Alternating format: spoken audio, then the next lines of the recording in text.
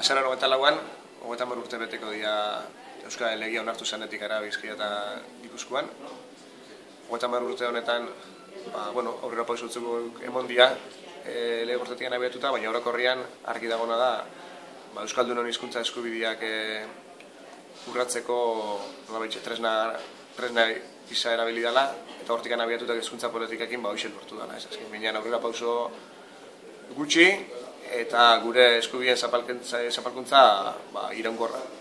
30 urte honek eta gero, ikusten dugu badala garaixa horren aldaketa handi bat emoteko, aldaketa bat, 180 graduko aldaketa bat emotiako meni da, da euskeria, nolabait, menpeko izaera eukitzetik lehentasunezko izaera pasatzeko garai batera derrigorrian pasabiarra daukagula, eta hori ulertzen dugu, gaur eguneko legedi hizkuntza politikak aldatzetikan pasabiar dela. Argi dago, Euskaldunok geuregan badakaula be euskaraz bizi nahixa aurrera etaratzeko erantzukizuna, baina hori guzti hori legedi eta politika berri batzuekin lagunduta egon bia da gure iritziz.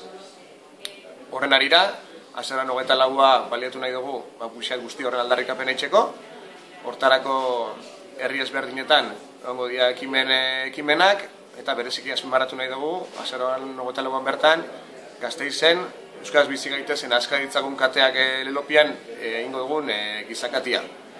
Bertan esan dugun moduan, aldarrikatu dugu gaur eguneko legedi eta politikekin etorkizun gutxi daukagula, eta gure iritziz, lehentasunezko estatus hori indartu biharra dagoela, eta horren alde nahi dut zaude inin euskaltzale guztixeri, bertara gerturatu eta gure aldarrikapenen horren alde indarrak batzeko.